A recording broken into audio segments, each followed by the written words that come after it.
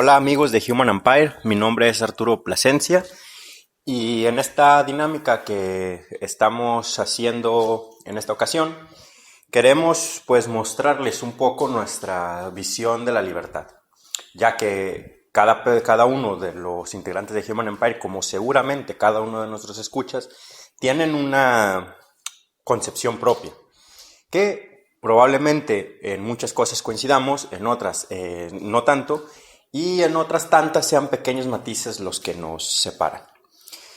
Como un ejercicio de honestidad intelectual, me gustaría explicar, antes de dar mi opinión sobre la libertad, cómo es que me he formado esta, para que ustedes, queridos escuchas, sean capaces de identificar cuáles son mis sesgos. Porque no olvidemos, todos tenemos sesgos cognitivos, todos, absolutamente todos.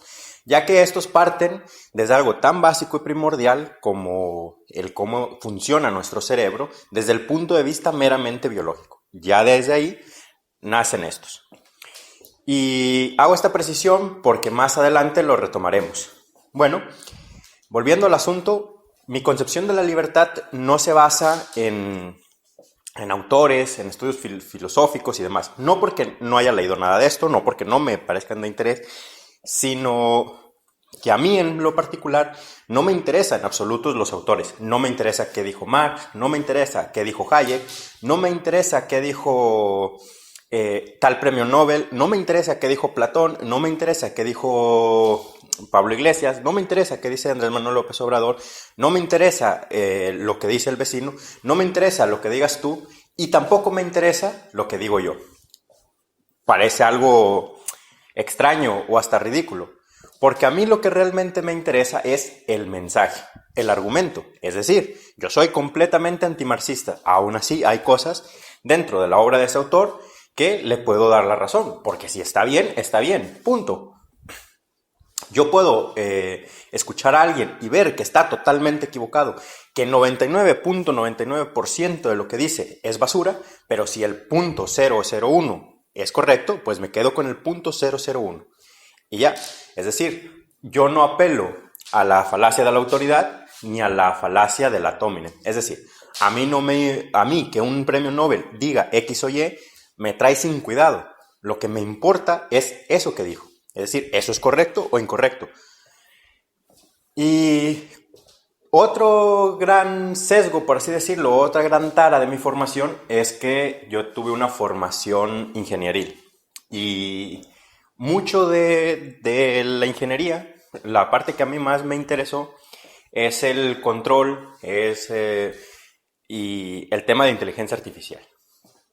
Entonces, estas dos ramas tienen muchísimo más en común con muchas de las ciencias sociales de lo que mucha gente podría creerse. Estoy hablando de temas de redes neuronales, lógica difusa, teoría del control, control digital, etcétera, etcétera. Y esto ha influido mucho en mi forma de percibir la realidad. Como seguramente que a un médico su formación le influye, o a un arquitecto, o a cualquiera de ustedes.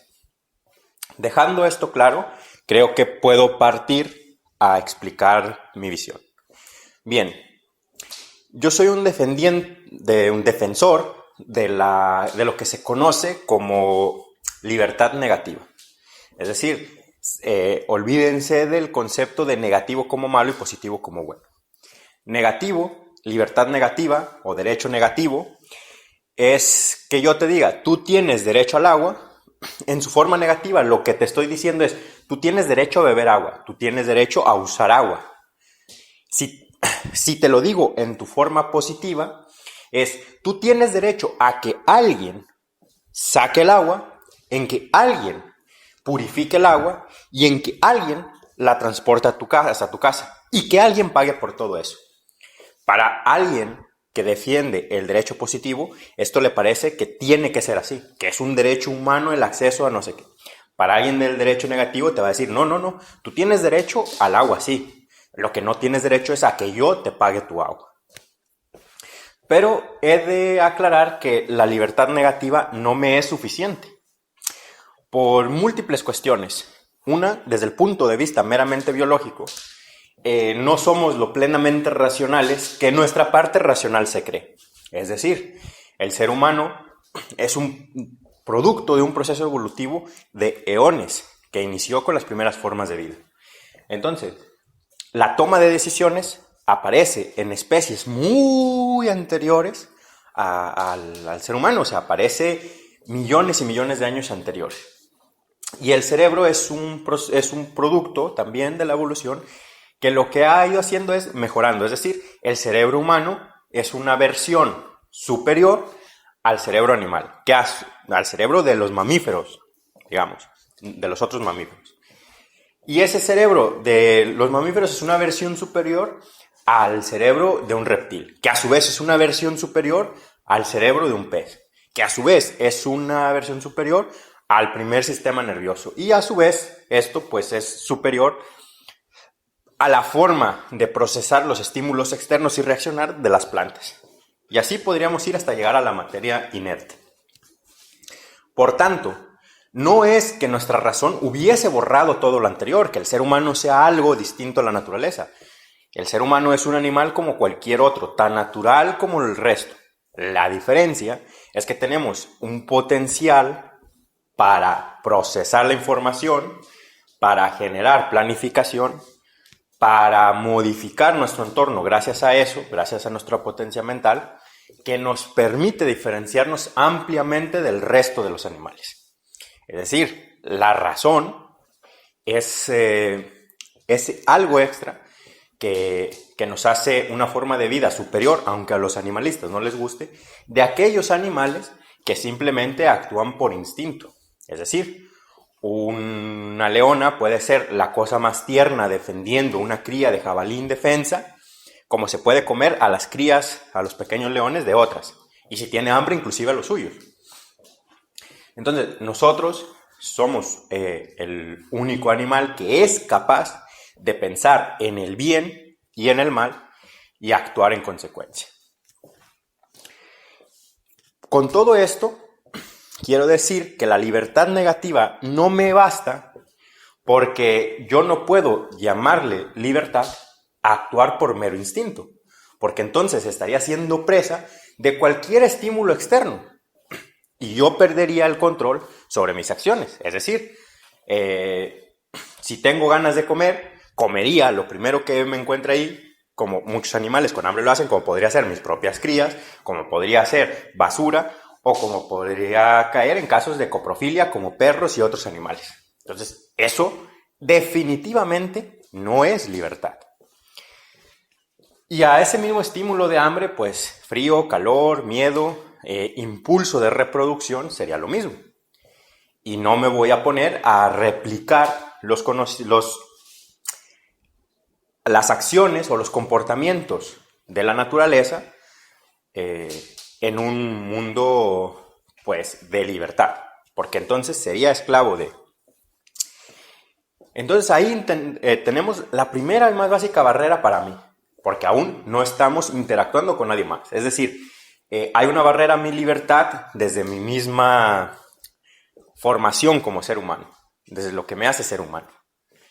La segunda barrera que le encuentro, el siguiente límite, es mi interacción con los demás. Es decir, yo puedo inclusive ser presa de mis instintos o domarlos y decir, bueno, ya soy libre porque no sigo mis instintos. Si tengo hambre, no como lo primero que se me aparece, ni lo primero apetitoso que se me aparece, sino que soy capaz de seguir una dieta, porque no quiero ser una persona obesa, no quiero tener problemas con los altos niveles de azúcar, no quiero tener problemas con los triglicéridos, no quiero morir joven. Pero el siguiente obstáculo es, como decía, la relación con los demás, porque aunque yo pueda templar mis instintos, mi libertad tiene que terminar forzosamente donde inicia la de la otra persona. Es decir, yo puedo querer ir en pelotas o en una microtanga en la calle, porque es mi cuerpo, mi decisión, y si yo quiero ir así, tú no tienes por qué decir nada. Pero, bueno, es un espectáculo grotesco para muchas personas que una persona desconocida vaya pues en tanga de hilo dental por media calle, donde no es una playa nudista, donde no es el contexto adecuado. Entonces, yo tengo que refrenar mi comportamiento para no invadir la libertad negativa de las otras personas. Es decir, yo no puedo alegar que es mi libertad si estoy atacando o interfiriendo con la libertad de otra persona. Es decir, si es verdad que la libertad implica actuar en base o no actuar o no actuar en base a mi propia voluntad. Pero mi voluntad no puede imponerse sobre un tercero. Y el tercer eslabón que coarta mi libertad es el mundo material. Es decir, yo puedo tener hambre, yo puedo tener la voluntad de comerme un filete miñón. No estoy actuando por mero instinto porque he seleccionado qué es lo que quiero. No estoy interfiriendo con un tercero porque no estoy obligando a nadie a que me lo pague, me lo cocine y me lo sirva. Pero no tengo el acceso material a ese filete miñón porque no lo puedo pagar, porque no existe en la región, etcétera, etcétera. Entonces, esa es una tercera esfera que coarta la libertad. Que de hecho esta tercera es la que se centra muchísimo las personas que defienden la libertad positiva. Pero yo creo profundamente que no estoy obligado a pagar a nadie que no sea mi responsabilidad, es decir, que no sea mi descendiente o mi ascendiente directo o alguien con quien yo hubiese pactado. Yo no estoy obligado a pagarle a nadie ni su pensión, ni su comida, ni su agua, ni su internet, ni su operación de cambio de sexo, ni el que difundan sus mensajes. ¿Por qué? Porque si yo obligo a una persona a que me pague a mí cualquiera de mis necesidades, de mis gustos, de mis deseos, de mis aspiraciones o de mis derechos, estoy volviendo esclavo a esa persona, en algún grado. Y este es el tercer elemento que yo quisiese añadir a esta opinión sobre la libertad. Con todo lo que he dicho, creo que es evidente que para mí una libertad absoluta como tal no existe, pues es una concepción de la mente humana, creo yo. Es un concepto que hemos tratado de crear para explicar nuestra actuación y el límite de nuestra acción. Y por tanto, no creo que exista una libertad absoluta y única. Lo que sí creo que existe son grados de libertad. Es decir, un preso sigue teniendo cierta libertad. Puede tomar la decisión de suicidarse, puede tomar la decisión de no entrar en peleas, puede tomar la decisión de entrar en bandas, puede tomar la decisión de, pues no sé, ir sin camisa en algunas prisiones, etcétera, etcétera. Pero no es algo que nosotros podamos decir que está siendo libre. Es decir, sus grados de libertad son tan reducidos, es tan poco, que el grado de verdad de la afirmación es libre, pues es tan bajo que se considera nulo. Entonces, yo que hoy vivo en España y que soy mexicano, en ambos países me considero una persona libre. Sin embargo, en ambos países hay una serie de leyes y reglamentos que son francamente absurdos, que coaccionan mucha de mi libertad para ejecutar los planes que yo quiero ejecutar. Entonces, aún así, estamos en una sociedad libre. Sin embargo, hay ciertas sociedades, como podría ser Corea del Norte o la China continental, donde la vigilancia, los incentivos, los mecanismos, la coacción misma que hacen es tan fuerte como el hecho de que un médico que dijo, hay un nuevo virus y puede generarse una pandemia, lo apresaron por el hecho de decir esto. Entonces, es una sociedad que evidentemente no es libre. Aún así, sus ciudadanos tienen muchos grados de libertad y seguramente Jack Ma, el dueño de Alibaba, tiene muchísima mayor libertad que ese médico. Entonces, difícilmente podemos encontrar un ejemplo tanto de libertad absoluta como de esclavitud absoluta. Sin embargo, yo creo que sí es importante poder establecer un umbral a partir del cual se pueda decir esta persona o esta sociedad es libre y esta sociedad no lo es. Y creo que ese umbral debe ser elegido con mucho cuidado, pues para mí dependerá del momento específico en el que se fije y que debe tener un mecanismo para ir evolucionando. Es decir, yo puedo entender como legítimo que un gobierno pueda realizar ciertas acciones dentro de la economía si, digamos, tiene que desarrollar un país africano. Es decir, se necesitará mano dura para evitar guerras tribales, se necesitará mano dura para imponer un Estado de Derecho y eso tendrá que coartar la libertad obligatoriamente, porque si no, pues casos de lo que pasa cuando no se hace, creo que hay de sobra.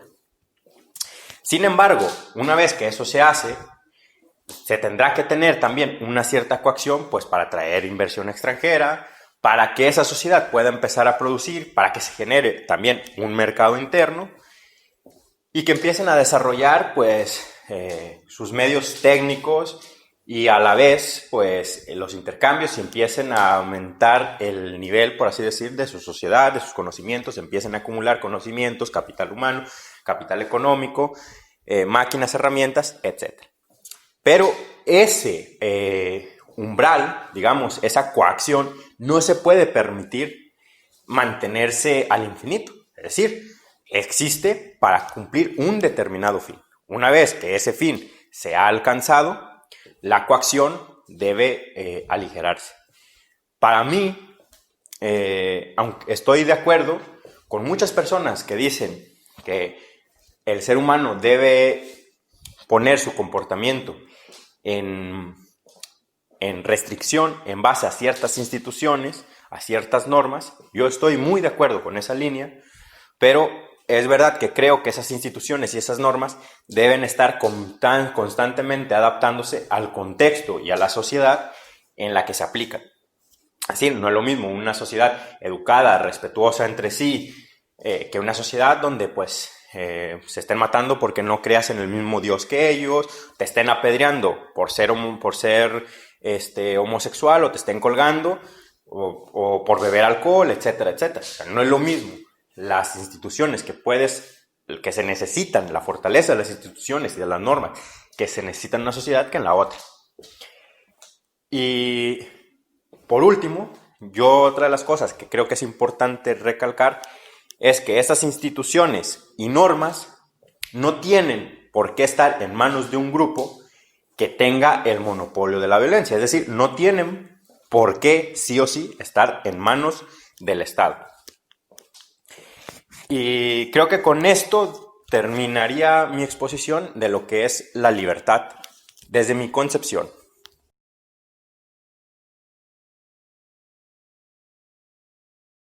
El día de hoy intentamos hacer una dinámica un tanto distinta y esa es hablar de la libertad, que es un tema bastante controversial entre muchas personas y pues en este caso doy mi opinión acerca de la misma. Y bien, para empezar quiero decir que la libertad y esta dinámica sobre todo han sido muy complejas para mí debido a que tanto libertad como por ejemplo amor u otro concepto podemos decir que depende de tu compás moral es muy complejo de explicar debido a que cada persona lo interpreta con sus propias ideas basadas en creencias, educación y puede ser que incluso hasta culturalmente. Es por eso que quiero remarcar que esta propia definición de libertad no se trata de algo puramente objetivo, de tal manera, sino que explico lo que es la libertad desde mi propia brújula moral. Y bueno, creo que para que la libertad pueda existir es necesario tener dos fundamentos, los cuales son la conciencia y la responsabilidad. De hecho, creo que esto es súper necesario para poder denominarse uno a sí mismo libre, pues contrario a lo que creen muchas personas, yo considero que la libertad es mucho más que hacer lo que te dé la gana cuando te dé la gana.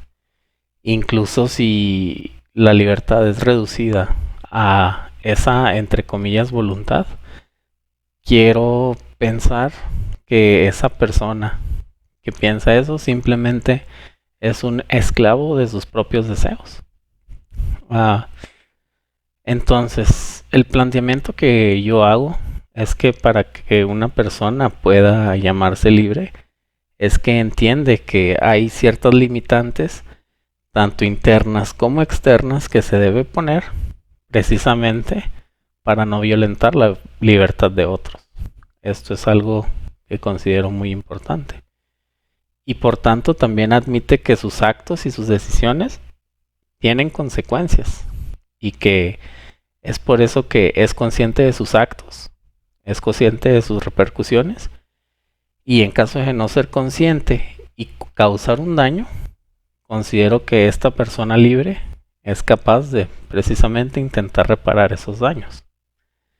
Es por eso que en muchos sentidos me es imposible reconciliarme con ciertas ideologías que supuestamente defienden la libertad, pero al mismo tiempo sostienen que vender niños es algo legítimo o que la esclavitud voluntaria debería permitirse. Simplemente no puedo estar de acuerdo con esas ideas. Y es por eso que yo considero que los humanos necesitamos tal vez de ciertas instituciones o de algunas entidades, no sé cómo llamarlas, no sé si deban ser públicas o privadas, solo sé que deben existir para determinar una dinámica en la que la interacción y las decisiones de unos y de otros no afecten en su conjunto a personas no relacionadas, a modo de no transgredir su propia libertad. De esta manera, cada persona sabe hasta qué punto sus decisiones afectan a otro y cuál es el margen de actuar y de decidir. La libertad, contrario a lo que muchos sostienen, no es el cheque en blanco del caprichoso, sino que es el premio de quien ha superado su capricho.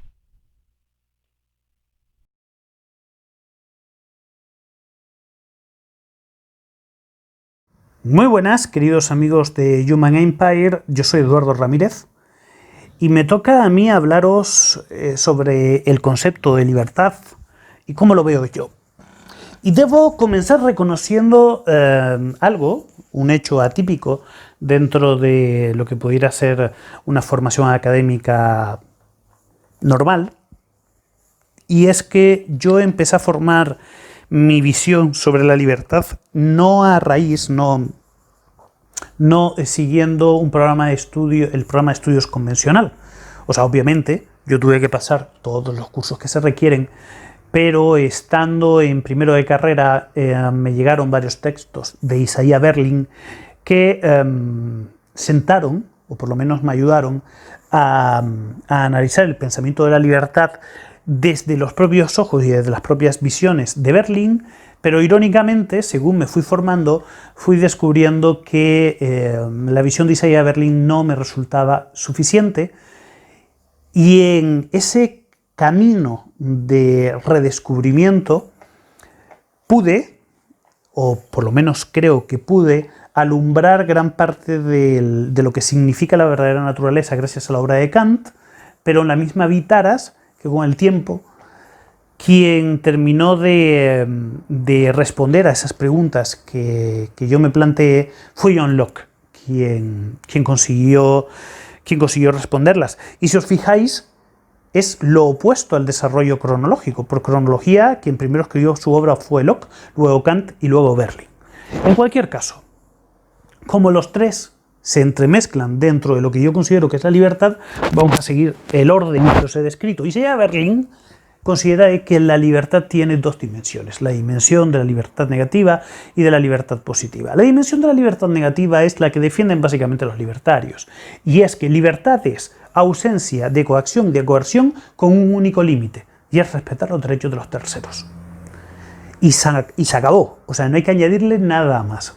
Bueno, obviamente hay libertarios que como han sido machacados por las taras tan enormes que tiene un pensamiento tan básico como este, han querido añadir una cosa aquí, una cosa allá, pero desde que lo hacen, en realidad se contaminan del otro principio, que es la libertad positiva. La libertad positiva lo que dice es que no, o sea, los seres humanos, para que puedan tomar decisiones con libertad, deben en primer lugar estar en el pleno control de sus facultades y plenamente desarrollados para poder tomar decisiones libres. Para que un consentimiento sea representativo de la libertad, tiene que ser un consentimiento pleno de una persona informada, de una persona formada y demás. Ahora veremos con un ejemplo práctico cómo la libertad positiva le lava la cara a la libertad negativa.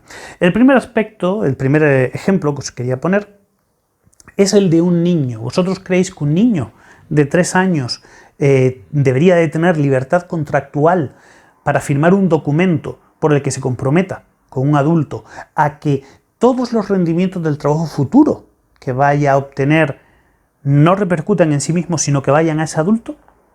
¿Vosotros creéis que es legítimo que un niño firme un derecho, o sea, el derecho a la herencia que le corresponde en favor de un tercero, de un adulto que lo ha podido manipular? Seguramente habréis respondido que no, que esto no tiene sentido. Bien, aquí tenéis la primera crítica. O sea, a los libertarios les importa un pimiento si la persona que va a perfeccionar un contrato tiene una capacidad racional para poder perfeccionarlo. Y claro, aquellos libertarios que han intentado decir no, o sea, es necesario que tenga esas facultades, si os venís a dar cuenta, está abandonando la libertad negativa y está tiñendo esta visión de libertad positiva. El segundo elemento es que a los libertarios les importa entre cero y nada cuál sea la naturaleza del contrato. Por ejemplo, para un libertario sería absolutamente razonable que se firmara un contrato como el que se ve en la película Blanco Humano, en el que un indigente, sometido a la mayor de las necesidades, acepta una cantidad de dinero a cambio de que otras personas le den casa y lo maten. Por muy repugnante que nos pueda parecer un libertario, diría que eso es manifestación de su libertad. Y bueno, como veis, obviamente podríamos dejar correr la imaginación y nos podríamos imaginar miles de millones de situaciones realmente disparatadas que el concepto de libertad negativa ampara. Antes de entrar, y tendré el puente de Berlín a Kant, quiero dejar caer algo, porque me va a servir a empatarlo precisamente con Kant, y es el tema de la esclavitud. ¿Podría alguien venderse como esclavo? Según los libertarios, sí. La esclavitud lo que hace con un ser humano es que le priva de su libertad futura y pasa a convertirse en propiedad de un tercero. Bueno, ahora dejando esto un poco de lado, digamos de que la visión de Isaiah Berlin a mí por lo que no me terminó de convencer es porque yo ya llegando prácticamente al final de mi carrera me di cuenta de que cualquier razonamiento acerca de estos temas en el fondo era un razonamiento moral. Cuando nosotros nos preguntamos cuáles son los límites de la libertad, no nos preguntamos solamente por su elemento político, o sea, la libertad política responde a una capacidad potencial que tiene el ser humano, que es la razón de preguntarse sobre estas cosas, pero si piensa en términos de límites, en cierto modo está diciendo de que las otras personas también tienen un derecho a ser libres. Y la moral básicamente lo que nos ayuda a entender es cuáles son estos límites. Y si nos ayuda a entender estos límites es porque consideramos de que lo mismo que nosotros podemos ser los portadores de este derecho, los demás también pueden serlo. Y desgraciadamente la respuesta que da Berlin aquí no me resultaba satisfactoria. Y tuve que volver a repasar la idea de Kant, que es una idea mucho menos teñida de política y más del contenido sustantivo que iba buscando. Para Kant, básicamente, los seres humanos, como seres racionales que somos, ya deberíamos de gozar de una serie de, digamos, derechos que no pudieran ser pisoteados por nadie. No es una cuestión de utilidad, es una cuestión de naturaleza. El mero hecho de ser de tener la naturaleza que tenemos, nos debería hacer sujetos morales. ¿Y qué quiere decir Kant con ser un sujeto moral? Kant dice que si nosotros pudiéramos abstraernos de la experiencia que tenemos y dejáramos a nuestra razón pura cuestionarse sobre la naturaleza humana, llegaría a una serie de principios categóricos de la moral.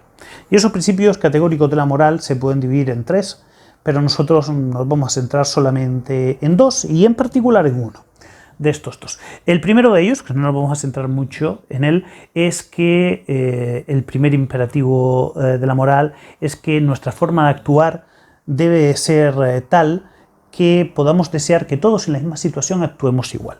Es decir, que se convierta en una ley universal para todo el mundo. Y el segundo es que todos los seres humanos debemos ser fines y no medios para un fin. Cuando alguien utiliza a una persona para su propia satisfacción, lo que está haciendo es que lo está utilizando como si fuera una herramienta, lo está despersonalizando y por lo tanto está actuando de forma inmoral. Por lo tanto, de este principio podemos sacar el primero de los grandes enfrentamientos que va a tener Kant con los libertarios, pese a que de forma irónica el más grande de los libertarios, y casi me atrevo a decir el único al que le deberíais de prestar atención, que es Robert Nozick, él se consideraba kantiano. Pero Kant se opone totalmente a la libertad. Él considera de que ningún ser debe de tener la capacidad de vender aquello que lo hace singular. Lo que nos hace singulares, que es la razón humana, a su vez nos hace de tentadores, queramos o no queramos, de dignidad. Y desde que nos vendemos como esclavos, hemos sacrificado el primer elemento de la dignidad, que es la libertad.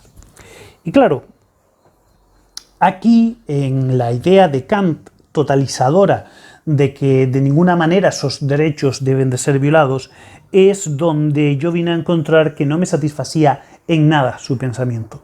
Porque claro, viviendo ya en el siglo XXI y viendo fenómenos como el fenómeno Ocupa, pues se me hacía muy difícil, o viendo, por quitar el fenómeno Ocupa, a estas personas tan terribles que cometen asesinatos horrorosos, como puede ser el famoso Pescadito, que para el que no siga las noticias de aquí de España, representó un auténtico drama para la sociedad española.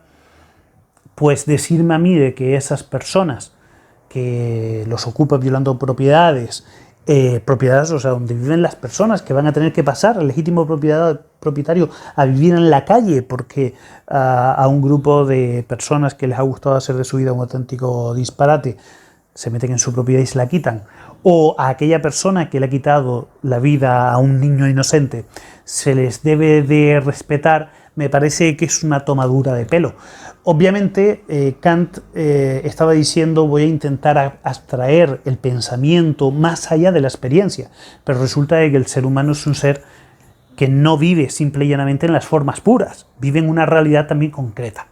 Entonces las formas puras nos pueden ayudar a guiar nuestra acción, a darle una determinada dirección, pero al final, para bien o para mal, y esto es algo que es verdad de que la ciencia, en particular las ciencias políticas y las aportaciones de aquí, la teoría de juegos, han sido determinantes, el no tomar decisiones de un determinado signo que pueden ser contrarias a los principios de la razón pura, pero que pueden ser muy útiles para la razón práctica, pues a lo que pueden llevar es a situaciones de auténtico descontrol y de cachondeo, ¿no? Como la que tenemos ahora mismo en España.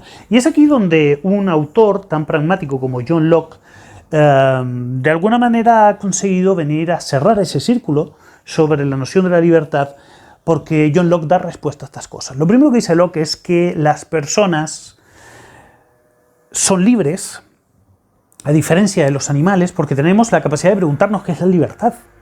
Es decir, nosotros podemos plantearnos cosas que un ser que no tiene la capacidad de raciocinio nuestra, ni la capacidad de formar el conjunto de signos lingüísticos que nos permite articular un mundo conceptual, pues tienen. Nosotros podemos hacerlo, los animales no. Por eso los animales, como mucho, pueden llegar a ser autónomos, pero no pueden llegar a ser libres.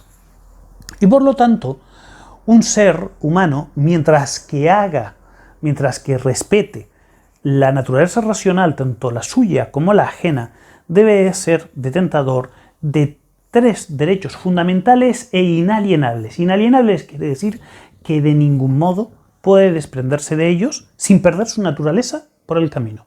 ¿Y a qué son? Pues es el derecho a la vida, es el derecho a la libertad y es el derecho a la propiedad. Dirá John Locke a los libertarios: no señor, usted no puede pactar, por ejemplo, que a cambio de una determinada cuantía le puedan casar a usted y matarlo, porque desde el momento en el que hace usted eso, usted se ha convertido en una bestia, pero además el que ha firmado para matarle a usted también se ha convertido en una bestia. Por eso los liberales vemos a los libertarios como seres más cercanos a las bestias que a los seres racionales, y por eso no creemos que un mundo civilizado sea posible con libertarios. Tampoco pasa lo mismo con la libertad. John Locke dice: no debemos confundir la esclavitud con la servidumbre. La servidumbre es voluntaria. Es decir, usted puede decidir ser siervo de un tercero, pero marcharse cuando quiera. Sin embargo, aquella persona que está dispuesto a firmar un contrato de esclavitud ha pasado a ser propiedad de alguien. Y nadie puede venderse como esclavo sin estar violando su derecho inalienable a la libertad. Pero además por un motivo que es de una exquisita precisión casi geométrica. Si yo vendo mi esclavitud hoy, no la vendo en el acto, vendo todos las posibles disfrutes de mi libertad futura. Es decir, no solamente sacrificaría la libertad del Eduardo presente, sino del Eduardo futuro. Y por supuesto, esto no es posible sin violar al mismo tiempo mi naturaleza. Y en lo que se refiere a la propiedad, es donde John Locke, y yo me sumo, o sea, yo reconozco abiertamente que soy lockeano y que en este sentido me opongo radicalmente a Kant, es en el que Locke aclara de una forma clara y taxativa por qué la esclavitud sí puede existir en un determinado ámbito. Dice John Locke de que aquella persona que intenta robarle sus derechos inalienables a un tercero ha dejado para sí mismo el camino de la racionalidad y ya no debe de ser considerado un ser humano. Es simple y llanamente un ser que tiene forma humana, pero ya no sus supuestos derechos inalienables ya no deben de ser inalienables, sino que aquella persona que vaya a recibir el agravio tiene la capacidad, si quiere, de tomarlo como posesión. Por lo tanto, si yo encuentro a un ocupa en mi vivienda, yo tengo el derecho, siguiendo el pensamiento de Locke, que como digo yo defiendo, de tomarlo como mi propiedad. Es decir, no de echarlo, no. Yo si quiero puedo entrar y tomarlo y convertirlo en mi esclavo y hacer con él lo que me plazca. Y cuando digo lo que me plazca me refiero a que no hay límites de lo que quiera hacer con él. Puedo hacer lo que quiera. Porque con una propiedad, yo con mi coche no tengo que pedir permiso para despiezarlo, por ejemplo. Si quiero lo despiezo. Si quiero lo llevo a un lugar adecuado donde no haga correr el riesgo a nadie y si quiero le prendo fuego. Si quiero lo vendo. Puedo hacer lo que quiera. Pues lo mismo pasa con un esclavo. Por lo tanto, como vemos, John Locke le dice a Kant: no me hables de formas puras. Eso está muy bien como un ejercicio de filosofía. Pero cuando vamos a hacer políticas, cuando vamos a pasar al ámbito de lo concreto, lo que me hacen falta son cosas concretas. Y cuando tú me dices de que respetemos derechos absolutos e inviolables de las personas, lo que me estás diciendo es: respetemos al posible delincuente y dejemos indefenso a aquella persona que podría invocar esos mismos derechos. Por lo tanto, vemos aquí los elementos constitutivos de lo que yo considero la verdadera libertad.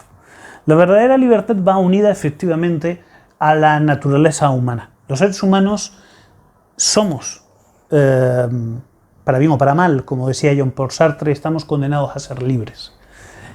Y claro, si esto puede ser una condena en un sentido, porque la libertad va vinculada a muchas cosas, como puede ser el miedo, como puede ser esa especie de sensación paralizante que en situaciones difíciles nos puede llevar a no saber qué debemos hacer y que al final no tomemos ni siquiera una decisión. No puede ser de que represente solamente el lado negativo de la naturaleza humana. Es todo lo contrario, representa también nuestra propia esencia. Si quitáramos la libertad nos quedaríamos siendo exclusivamente bestias. Pero esa libertad debe tener sus plasmaciones prácticas. Es decir, tiene que tener un ordenamiento jurídico que convierta en elementos concretos esos elementos que hemos visto que son inviolables, pero incluso aquellos que no son inviolables también deben de ser reconocidos a la luz de la razón humana. En fin, como veis, tengo mucho más de lockeano que de kantiano o que de libertario, y de hecho, aunque tengo mucho de kantiano, tengo mucho de antilibertario. Pues bueno, queridos amigos, casi 18 minutos de audio. Os dejo aquí. Espero vuestro feedback en comentarios, si estáis a favor, si estáis en contra, sea lo que sea que tengáis que comentar, será bienvenido, y bueno, os envío un saludo muy grande.